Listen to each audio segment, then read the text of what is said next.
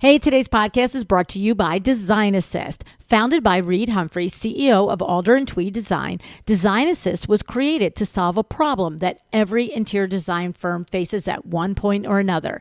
Too much work? Not enough help on the back end. You know that feeling, right?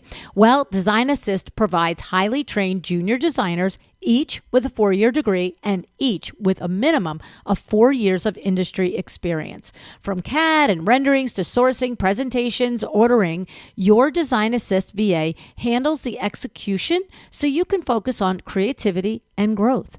At an average of just $12.50 per hour, the right support can mean all the difference in the world to your business. Learn more at designassist.com/podcast. Now that's design with a Z. Another note, if you are going to High Point spring 2026, the Design Assist team will be stationed at the Alder and Tweed showroom, Commerce and Design, 1C, floor 1, 201 West Commerce Ave, okay? They will be there from Friday, April 24th, all the way through Wednesday, April 29th from 9 a.m. to 5 p.m. You can come by, speak with them, ask them questions about what type of tasks and things that you can get a Design Assist VA to do, okay? You can walk in and just ask for help, or you can go to designassist.com/market to pre-make an appointment, okay? So either way, walk in cold, say hi, just tell them you heard about it, ask them some questions, or make your appointment and have them ready and waiting to handle what you want to know. All right, that's designassist.com/market if you're going in spring, April 2026, and designassist.com/podcast if you're just looking for more information. And don't forget, it's design with a Z.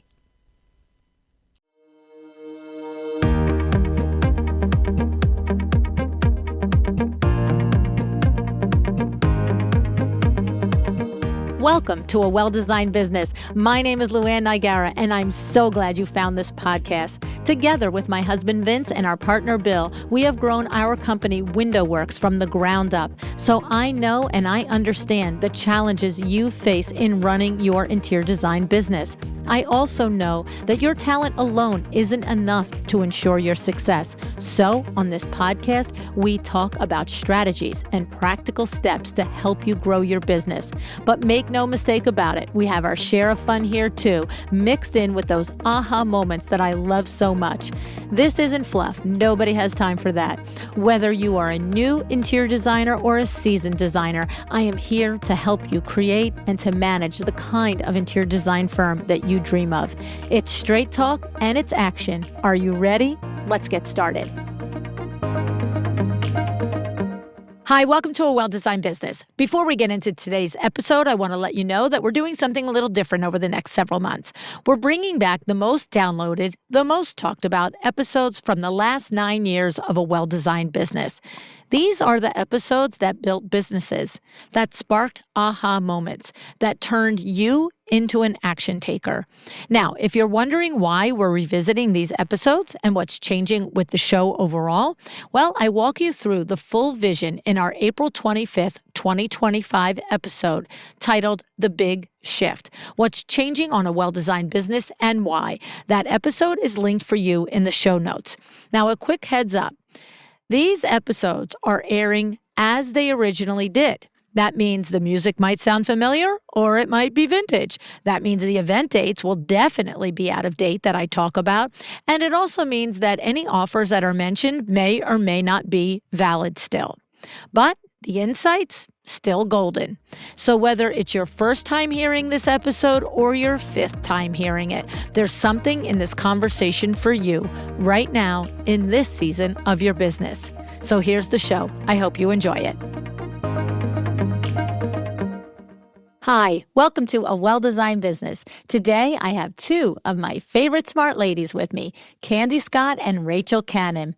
Candy is the principal of Mood Design and Build, located in Chicago. During her 17-year career in design, Candy has won multiple awards and has worked with large developers and corporate clients outfitting high-rise condominium lobbies, club rooms, and model showrooms. Opening Mood Design and Build in 2014, Candy continues to work work with residential clients, business owners, and development partners on their homes, offices, and commercial interiors. Rachel Cannon is based in Baton Rouge, Louisiana. She has clients from Palm Springs to Palm Beach. With over 15 years of experience in residential and commercial interior design, she opened her own firm 9 years ago, Rachel Cannon Interiors. Her work has been featured in Traditional Home, The Wall Street Journal, HGTV, MyDomain.com, and Southern Home. Today, Candy, Rachel, and I talk about the changing landscape in the business side of interior design. Both women make a point that you need to know and sell your value as a designer, rather than the value of the products that you specify. Both of these ladies are highly organized with finite systems in place for running their businesses. And both of these ladies are going to be at LuAnn Niagara Live. It's about the conversation. Yes, if you haven't heard about it already, we are gathering in New Jersey for 2.5 days for the most epic business event in the interior design industry. And it is because that I have gathered smart ladies and smart men just like Candy and Rachel to join us so that they can share their strategies with us. They can share their challenges with us and share how they have overcome them. Are you feeling a little bit of FOMO? Are you feeling a lot of FOMO? Don't let that happen to you. Go to LuAnnNiagaraLive.com and sign up to be there with us this March 30th and 31st, 2019 in New Jersey.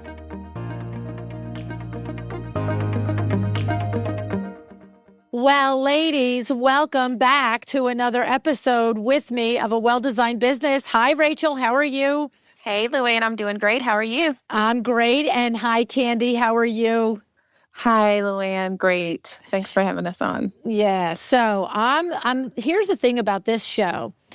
We're going to have a little conversation about this topic that's happening in our industry with let's use the buzzword of the day, disruptions, right? Like, oh my goodness. You know what I love about that word is it feels like anybody that's an entrepreneur now thinks it's a new thing to have business disrupted. I'm here to tell you, ladies, that it's not a new thing to have your business disrupted. But yes, that doesn't mean I don't have compassion for it. I absolutely do. But we're talking about this explosion of online availability for the consumer in the marketplace, being able to get previously to now, we've had conversations, at panel discussions, at industry events about what do we do? We've got the Wayfarers that are selling furniture online. And, I know in my mastermind groups and I work with the baby designers and they're saying to me, what am I going to do? So I just gave somebody a package price. Not a package price. I gave somebody a proposal for all of their furnishings, so forth. And they're like, oh, thanks so much. We're going to go buy it on our own and we're going to order it ourselves. And so that's happening. And then we recently had Cherish purchase Daring Hall. And this means that there is an opportunity for not just the lower end of the furniture market, but the higher end of the furniture market to be available to the consumer online. And my position is always this, and then we're going to pull apart what you guys see as being truly on boots on the ground in this. But I can't ever look at an acquisition of something like Daring Hall to Cherish and not just spend some time in wow, amazing. Like, when I think about the Cherish team having a vision and pulling this together and knowing Anna Brockway and knowing how smart they are, I revel in the smart entrepreneur that feels and figures out another way to make a revenue stream. And then when I look back to my friends in the industry who are upset, whether it be that or what the house did with tagging everybody's stuff and selling it from under them like that, I don't go for that, by the way. I don't like that one bit. Let's just I don't serious. either. Yeah, I don't have regard or respect for that. No. But my thing is that things happen in business, and the smart entrepreneur weathers that storm and figures out for themselves how they are going to deal with it and emerge from it. So I have two really smart entrepreneurs here, and you both have different business models. So I thought this would be a great conversation to have. So who wants to start off with just this idea of the way to look at alternatives and what you see the future of interior designer and their role in this emerging online availability for the consumer? Who wants to start there? I'll start if you want me to. Yeah. Well, first of all, I think one of the things that you pinpointed right off the bat was um, every industry changes. Like this is not new, and disruptions are not new. So if you think about telephone landline companies have all had to transition their business into wireless companies. And if they had dug their heels in the ground and said, but we're a telephone company, well, none of them would be in business anymore.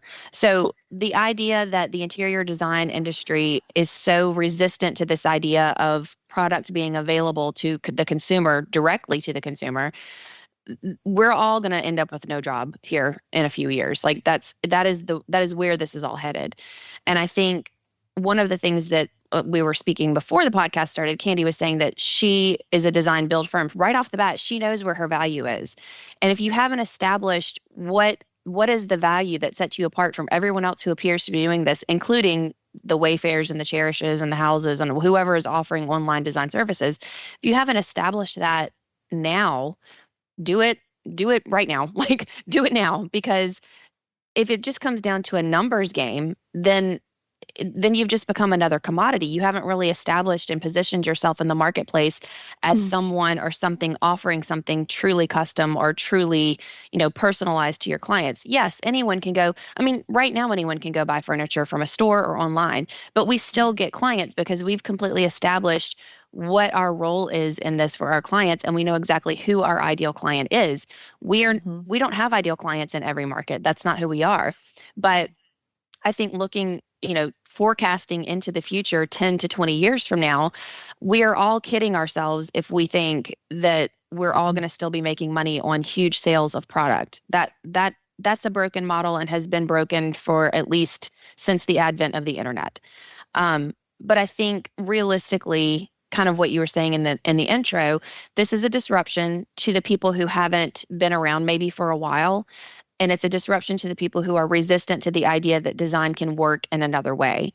And so for us, it has basically just been understanding how we need to charge for services, what we need to charge to make money, and then the client that we want to work with, because it's a symbiotic relationship when all of those pieces fit together. Mm. Yeah. Right. So I have lots of things in there, but I want to hear what you have to say first, Candy, and then I'll pick that apart. Sure. Yeah, Rachel, I agree with everything that you just said. And I'd also like to add that in addition to knowing what your value is and bringing it to the marketplace, there's something else that is so essential about being a designer and about working with people, and that's the service aspect. Mm-hmm. Anybody can go online and see a room and love the room. And it's kind of similar to going to a retail store and seeing a mannequin with an outfit on. And on the mannequin, the outfit looks beautiful and amazing and something that you would want to wear. But in reality, you put all the pieces on and it doesn't fit the body shape. It doesn't fit, like the skin tone or whatever. Mm-hmm. And so that's the distinction that we have as designers and the opportunity that we have as designers to offer a service to say, yes, that's a beautiful room, but is it really for you? And to get to know our clients and to develop the relationships such that they call on us for absolutely every decision that they make because we know them. And so, being a designer is not just about selling merchandise. That's a part of it, but it's so much more about the relationship. Yeah, yes. Definitely. What's so interesting is we're recording this podcast. I don't normally share this information. It's not usually relevant, but we're recording this podcast on February 7th. And February 6th, I did a 40-minute, almost full-on rant in my private Facebook group, LuAnn, Nigara, and Friends. If you're an interior designer and you want to join it, please go over to Facebook and request to join. On exactly what's interesting is you guys hit on the exact points that I made yesterday, not having had a conversation with you guys. We only picked up the phone 20 minutes ago, right? But I said a couple of things. Number one, I love your example, Rachel, of comparing it to the telephone company having to go with the flow. And what I said was, what about the guys who were horse farm raisers and they had, farms and farms filled of horses, and they did their shoes, and they did this, and then somebody invented the darn car, and it's like, what am I going to do with all these horses in the backyard? You know what I'm saying? It's like, how about the guy the feed for the horses? Like, it was a whole industry that got changed, and that's like a pretty big disruption, I have to say. You know what I'm saying? Right. And so that was one thing, a point that I made that I love, and it agrees with what you guys are saying. And the second thing is, to your point, Candy, I talked about the fact that you are not selling a product, and to use your word, Rachel, a commodity. I use both of these words. You are selling a service. And I explain in the Facebook rant that I do, even though I'm not an interior designer and my business model is different than your business model, but as a window treatment professional, I understand this. I have to say, I think even more acutely than you guys do, because here's the thing. I sell one product category. It's window treatments. And the hard treatment window market, that segment of the market, I'm sorry, that is the easiest shoppable item on the planet. You walk in, I want a Hunter Douglas silhouette shade, 2-inch vein, material is A1 radiant white, and the size is 35 by 48. There's a price tag for that product, right?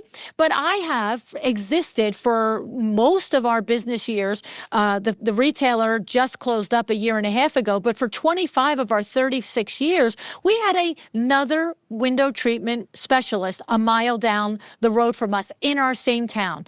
And I'm going to tell you what, there wasn't 3 times a year that somebody said, oh, thanks so much, but I'm going to use this guy. Because you know what? I always, at Window Works, my husband and Bill and I, we have always instructed our team to lead with our service, not our commodity product. Doing business with Window Works means that there's somebody answering the phone every single hour of the business day. There are 5 installers that are on my beck and call. There is experience and longevity in my team. When I go out there, I'm not selling a blind. I'm selling you Window Works, right? So that is the translation of what you guys are talking about, is to think about, and I love this analogy, Candy, of the mannequin. I mean, honestly, that is so true, because how many times do we look at a room online and we think, hey, how about simple things like this? I'm going to buy this furniture. I'm going to buy this rug. I'm going to buy this lamp. And how about a simple thing that a designer would know that a homeowner wouldn't, that sofa isn't going to make the turn in your vestibule, your Right. right? Yes. Come on. Forget if you get it up to the room and, oh my goodness, you see that room in the picture is 15 by 15, and I'm sorry, yours is 8 by 10. It doesn't fit, lady. Yeah. Right? So talk to me more about this, about how you work within your firms and your dialogue with your clients to really help our colleagues under there understand that they're not in the commodity business, they're in the service business. Well, one of the things I think for sure, if designers are not doing this, because when you get into a groove and a rhythm and you've been in business a few years, you kind of start to take for granted that your intuition is basically making these decisions on behalf of your client for you. And a lot of times clients need to hear the why, because that's just proving your value over and over and over again to them. Speaking about all of this, the horse farm especially, it made me think of this quote that I've been rereading the book Start With Why, which is wonderful. And my favorite quote was that Henry Ford said, if I had asked the consumer what they needed, they would have said a faster horse. Right. And so, and that's the whole idea. Like if we're constantly, like, we need to be the innovators. We need to be the ones bringing to the client what they don't know they need. And if you're not doing that in your business, then you will definitely start to hit a wall with your clients saying, we're going to shop this all on Wayfair. Well, that's fine. If I haven't proven to you that the service is what you're buying, then you are welcome to shop it all on Wayfair. You have the option, Right. Yeah. Tell us a little bit from your perspective, Candy, because you're a design build firm. So that adds a different layer there, right, in this conversation. Yeah.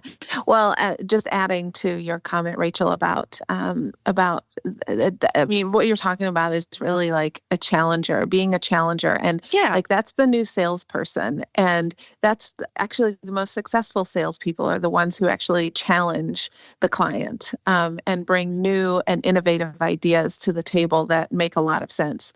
But addressing your question, LuAnn, yes, I'm design build, and something that I build into my contracts with my clients is definitely the service aspect. And the way that I frame it with them is that they are required, unless otherwise discussed, and specifically worked through, they are required to purchase through me. I have it in my contract. Mm. And they can go and shop and, find alternate deals and blah, blah, blah. And that's fine if they bring that to the table. But ultimately, they have to purchase through me, unless we make a prearranged agreement. So let me stop you there, okay? Yeah. Because I know for a fact many of the baby designers out there struggle with this exact point. And so one thing I heard in there is first of all, you're setting the agreement up ahead of time. This is Yes. clarity. This is how it's going to be. If you want to say ixnay on this, you say it now. Okay, that's number Right. one. I understand. But number two, it almost sounded like that if the client wants to run around in circles and research the death out of something that you've already selected, and they find it at a lesser price point, or they find what they believe is a comparable thing at a lesser price point, you're not going to tell them that they can't have that one, but you're saying that thank you for doing all that research, sweetie, because we're still buying it through my firm. Yes. Yes. Interesting. And nice twist. absolutely. I love that. And the reason why I do that, my justification for it, is that if I am purchasing, I'm also tracking. I'm also going through a vendor that I've already established a relationship with. I am receiving it, I'm inspecting it, and then I am taking responsibility for the delivery and the installation. And that's all part of the service. Right. And the other it's thing a is concierge. But isn't Yeah. there something else that occurs to me that you could ultimately also say to a potential client is, that's so awesome. After I gave you the exact size, specification, and style of sofa, that you found a lookalike for less money. But you never would have looked for that lookalike if it hadn't started with my design and idea for that particular space. So isn't Right. there some value in that their copycat, even if it is less money, still gets purchased through you, because they never would have come up with that copycat. They would have been like, I don't know what to do. Yeah. Right? Yeah, absolutely. Absolutely. I would add just a twist on this idea. We used to procure everything for every single type of project. And the truth is that on the smaller side of design, if it's just a room or a group of rooms, I came to realize that what we really make on furniture is not enough to negate the risk associated with procuring for clients. So we're kind of doing something a little bit different now moving forward, where if they're not meeting a minimum buy with us, then they have the option. They can do what you just said that they, in your contract, they can't do. But I'm very upfront with people about that from the beginning as well, and tell them, you can buy it through us. You don't have to buy it through us. But by and large, because we're doing such a great job of showing them the value of having us order, track, receive, inspect, install, service after the sale, they just realize, and for the most part, what consumer wants to place every single order for every item in a room? I mean, we have a system for that we've got all the kinks worked out. Most of the time, they decide they're just going to let us do it because they're so thrilled with how things have been going so far anyway. They like how we work. But I have sort of made the decision that for our firm, we're not going to procure unless we can make a certain amount of money on Markup, the product. yeah. Yes. Yeah. And, there's a lot of weirdness around markup. People think it's such a bad thing. How dare you charge me for time and markup? And Don't get me started. I know. I do exactly what Candy said she just said. In our contract, we have a clause for every step of what it takes to get a product from a vendor to a client.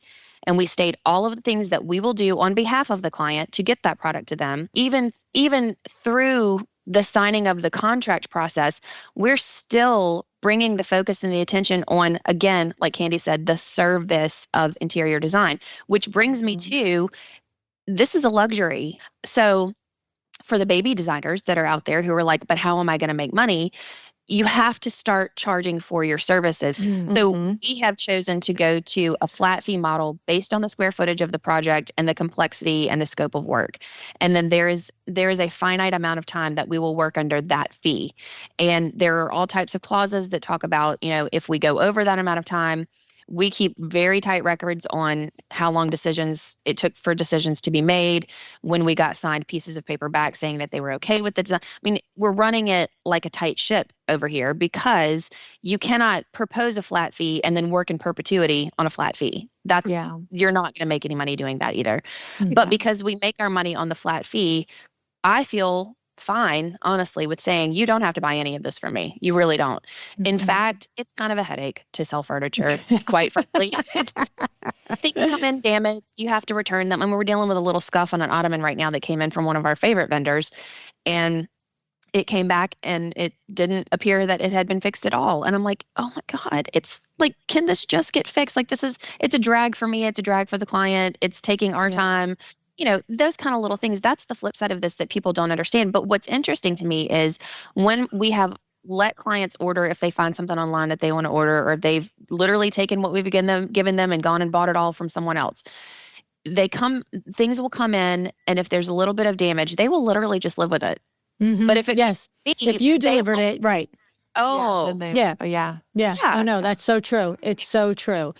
Candy, you have this other thing where you do the design build. And so you're not only going for the upper market that's interested in being serviced and having the project taken care of for them, but you're taking it all the way, I was going to say all the way to build, but you're starting it from build.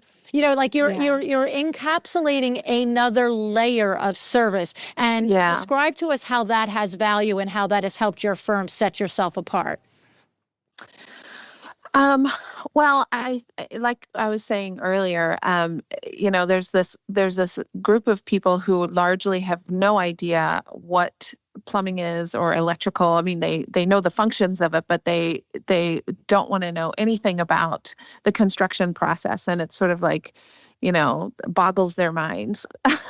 Yes, thankfully. And comparing it to, a mechanic. If something goes wrong with your car, you take to the mechanic and you have no idea what the mechanic is doing, but he's fixing your car. So that's, kind of how we address our service offering to our clients, is that we can do your kitchen from start to finish. You don't need to bring in a contractor independent of us. You don't need to bring in your electrician, your plumber, et cetera, et cetera. Like, we have all of the resources. And that's a huge, huge value add, to come to the table with resources that have been established and that are trustworthy and that are going to get the job done right the first time. I love this. This is, you know what, Candy, this is excellent, because, and I love the way that you are consistently bringing analogies that a consumer can understand and visualize. And it's the truth. It's like saying to a consumer, right, when's the last time you brought your car in for service and you required understanding what brand of brake pads went on it and what brand of oil the guy put in it and what brand of, rotor cover thingers that he put in, right? Let's leave it to the guy to do it. So you're saying that we will handle all of that detail. Yeah. So the question in there for me with you is, because I'm sure we have people out there that are saying, oh, great idea, let me start doing that. Are you at the point now where this is not on the table, but did you experience a point where it was? So what if somebody says, yes, I want you to handle all that, that'd be awesome, but my cousin Bob is my electrician. So how does that work? So, that's a little bit of a trickier conversation. But, it's like, I can't stop people from working with who they want to work with. I just ask to have an interview. I go through the drawing sets, everything that's required for the project. Additionally, I say I'm not going to be liable for that portion of the project, whether it's the electrical, plumbing, or whatever it is. So, there's that whole factor too. And oftentimes when I go through the reasons why, they will say, "Oh, just use your guy," Right. It's sort of like So, when Rachel explains how many steps it takes to actually yeah, order a sofa. And I can see that. I can see. And I love that approach too, Candy, that you don't immediately just ixnay them. You just don't say not possible. But yeah, when you express, because I have to say, it's one thing, the hip bone's connected to the knee bone. So if you yeah, sit there and say, well, that's okay. So your brother Bob is an electrician. That's awesome. yeah. But if brother Bob, does something that screws up what the plumber does or does what the carpenter does, like the whole thing is going back on Bob. Yeah, yeah. And I mean, another Never aspect mind. I of never it liked Bob too. anyway. Yeah. Another aspect of it too is like my guys and my crew are sort of used to working with one another now. So there's that familiarity, and they've Yes. got a system and a process in place that works. And when Right. you throw a spanner in it, all of a sudden there's some challenges and some issues that weren't there before. Yeah.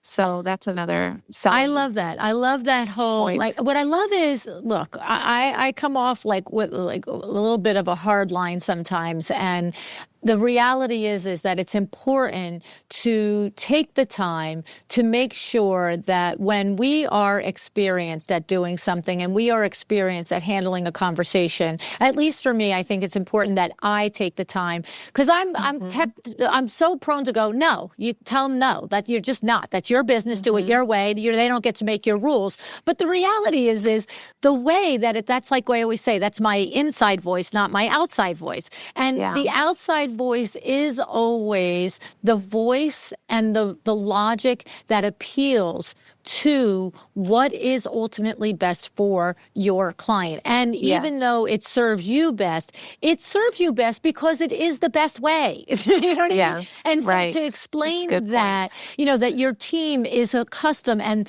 what a client can visualize that when you say not only is your team the various members, even if they are separate trades, not only are they accustomed to working together on the moment in the spot, right? But they're accustomed to the rhythm of the way the project goes. And so it doesn't rely, I imagine, when I visualize your group of trades working together, that if the electrician's job ran behind today for some reason unknown to him that was going to happen, he now knows the sheetrocking guy and can say, hey, dude, don't show up tomorrow. I'm not going to be done. Whereas when you've got all separate moving parts, that's like 19 phone calls. You know what I mean? Yeah. Or there's the Yeah. sheetrocker there and the electrical's not wired in, right? Yeah. Absolutely. So Yeah. you express the value. Again, you're expressing the value to the client for letting you be the person who runs the project and bring all of your team members in. Okay. Okay. So now go back to Rachel. Tell us a little bit about your theory on this, the upper level when we enter this new age, this disruption of the internet and online selling. There is safety and security when you rise to the top and you sell your value and services. And what happens? What's your vision? You have a great idea for the lower level. Well, I think realistically, people are intrigued by designers. I think that's kind of what this all comes down to. Like inherently, everyone wants to think that they can do what we do, but they know they can't.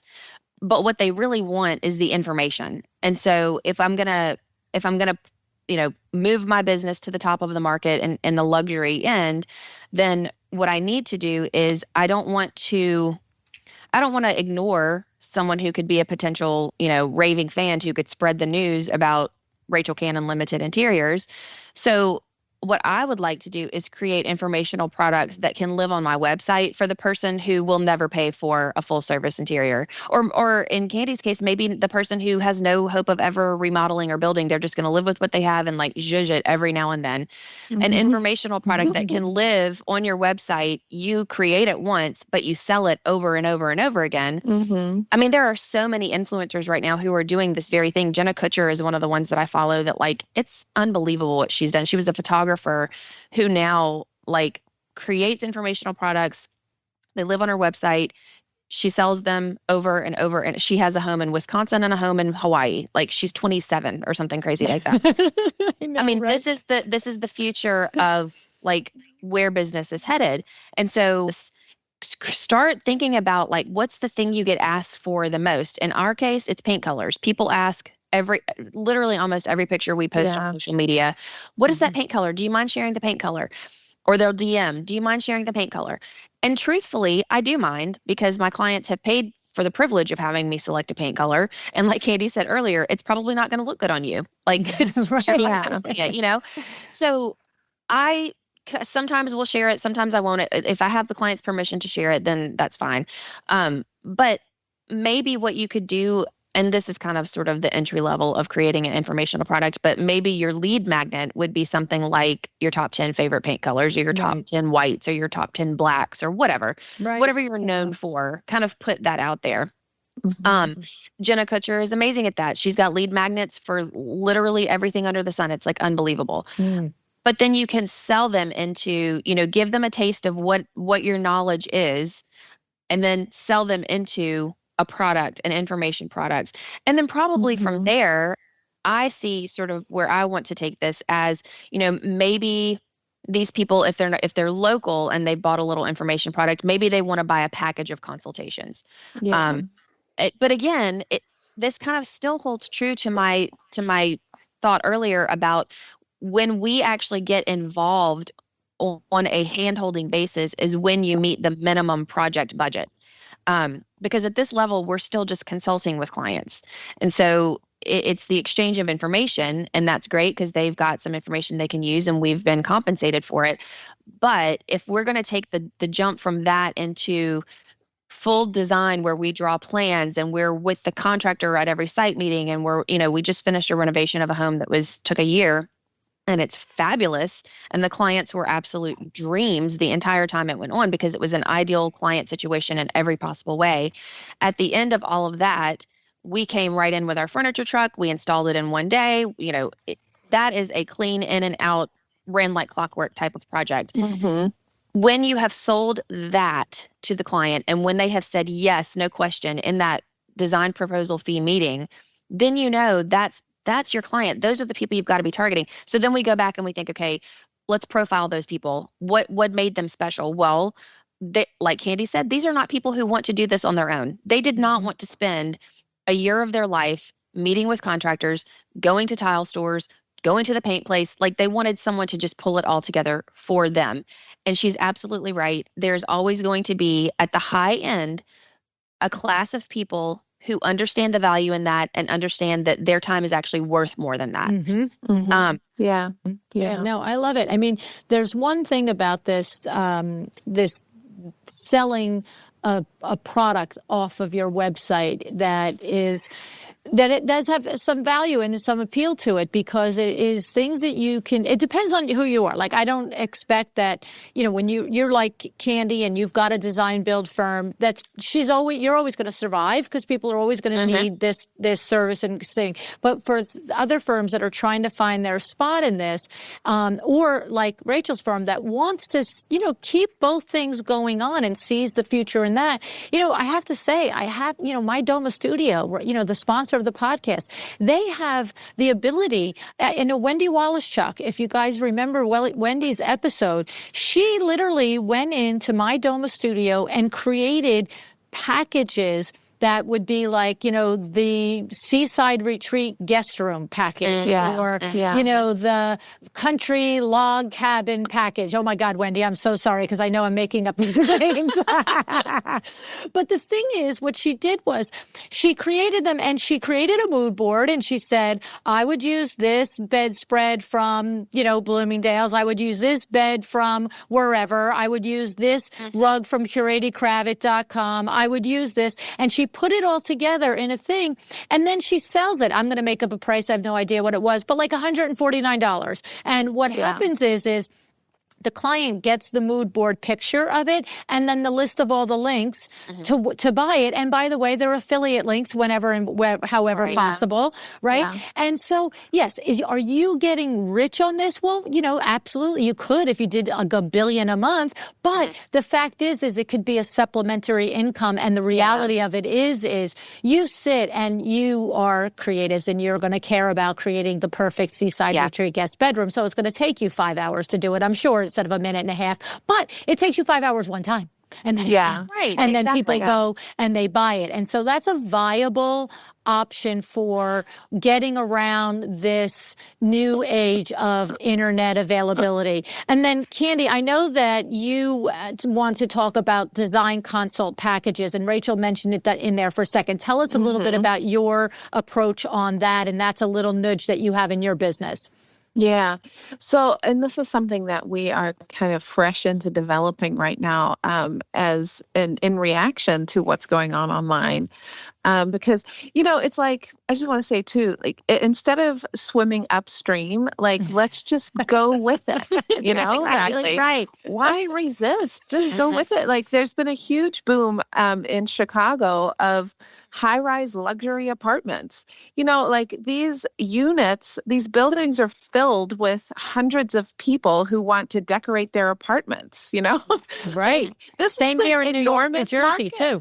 market. They're all over. 10 years ago, it was all high-rise condos. If it was a high-rise, but it was a for sale. Last 10 years, it has been we are literally inundated with luxury apartment rentals. Apartments that are $5,000, $6,000, $8,000, $10,000, $15,000 a month. And the thing is, to your point, to your point, Candy, is the person that is renting a $10,000 a month apartment does really expect it to look pretty fabulous.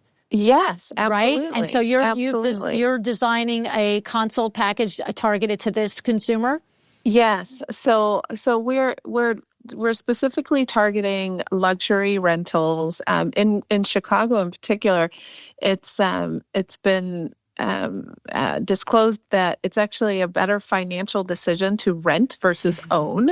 So people are just, like, they're okay renting.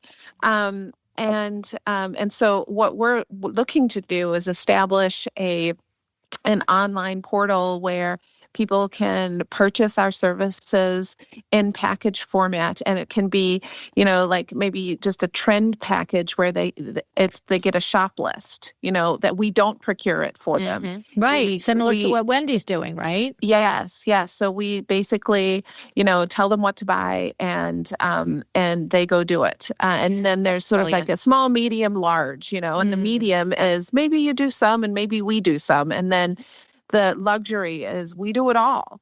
And we build in more consulting fees, and it's just much more of like a concierge experience. And then in addition to all of that, I want to highlight that something that's so important is branding.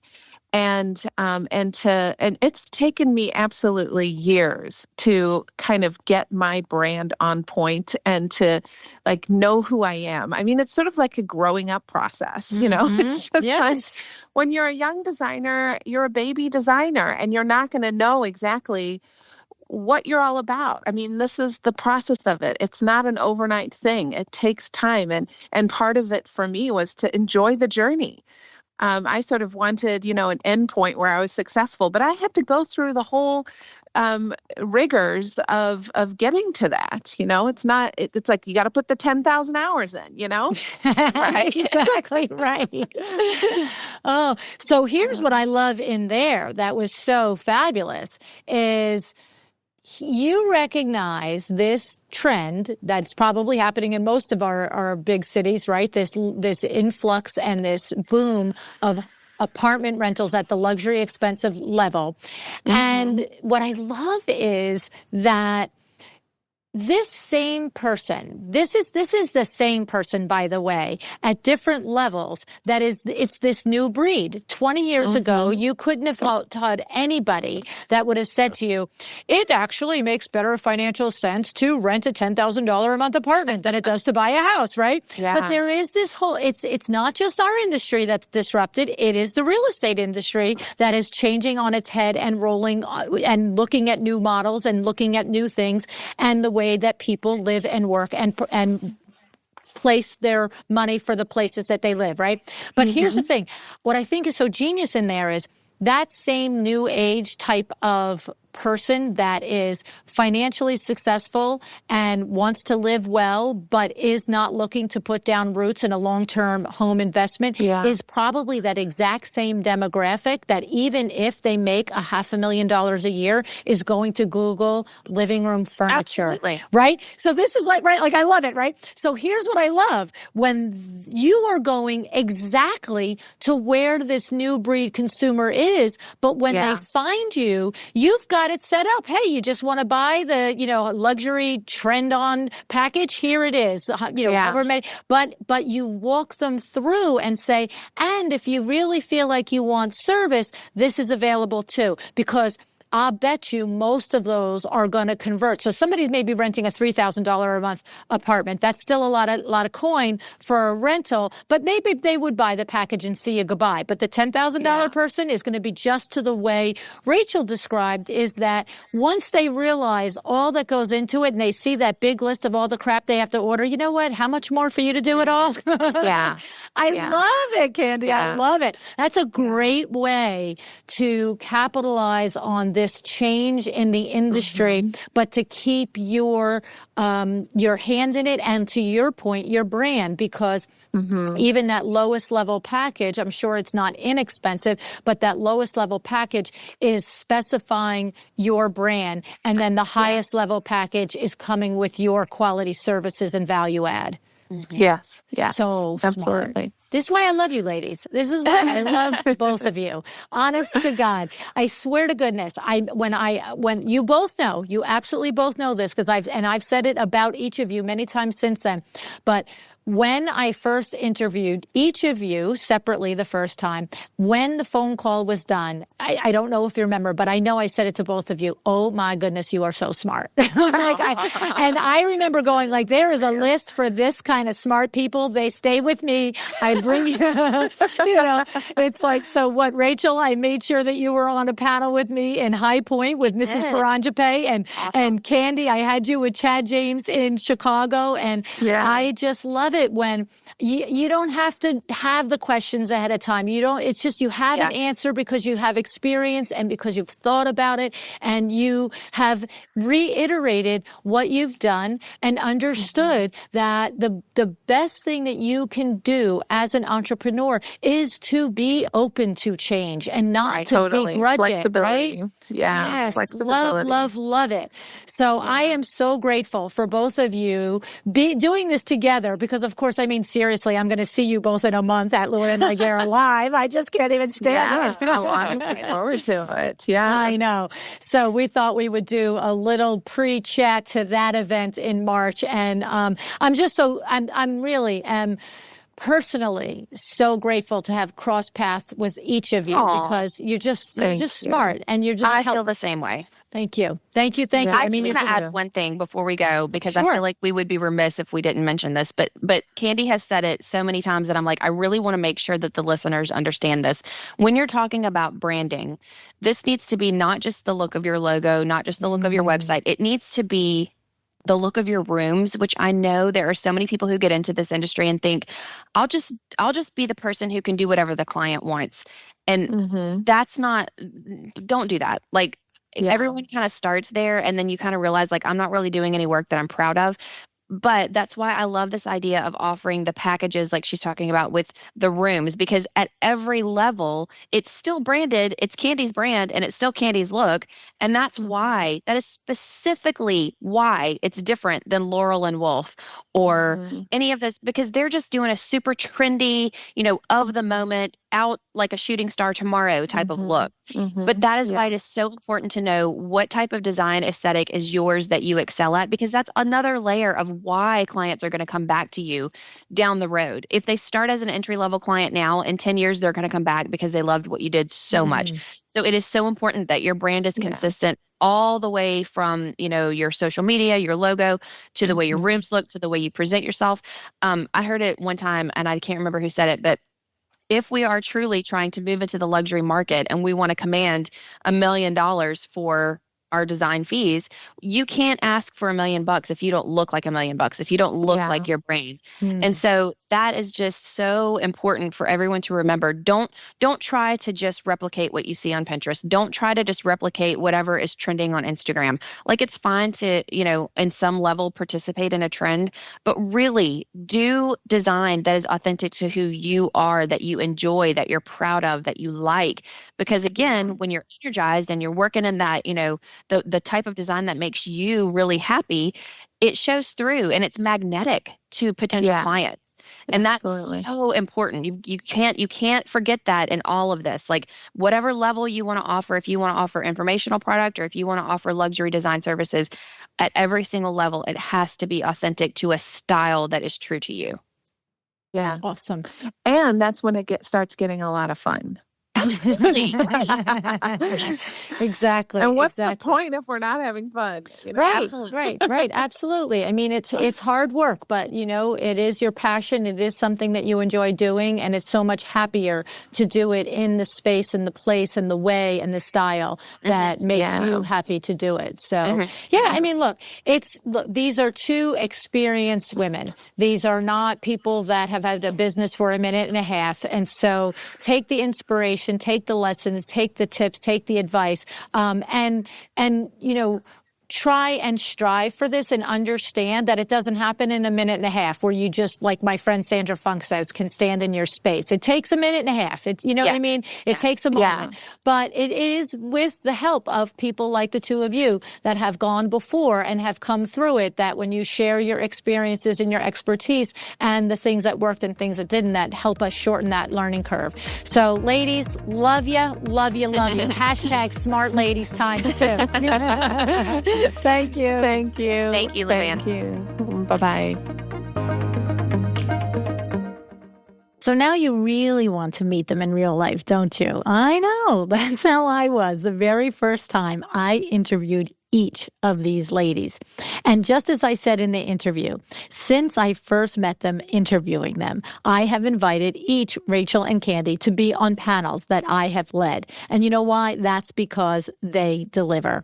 Don't you want the chance to ask Candy in person about those packages she offers to her upscale clients and how through those packages she walks them through the front door to her full-service interior design?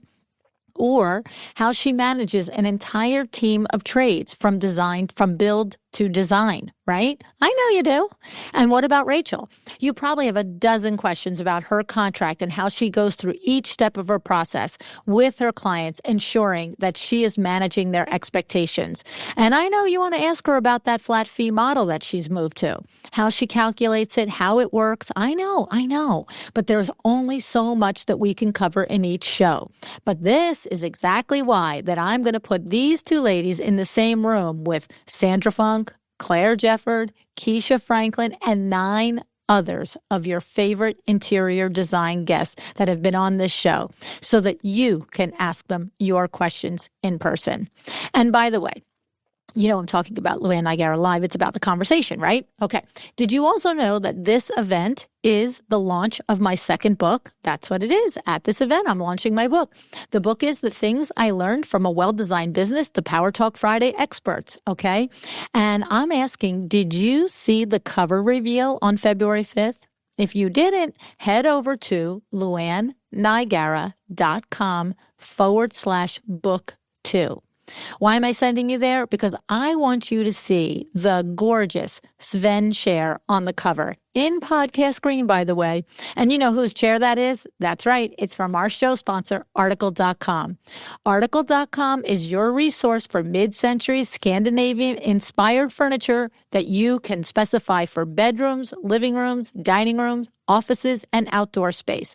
And if you haven't heard episode number 301, please go back and listen to Duncan Blair tell us all about the trade program with Article.com.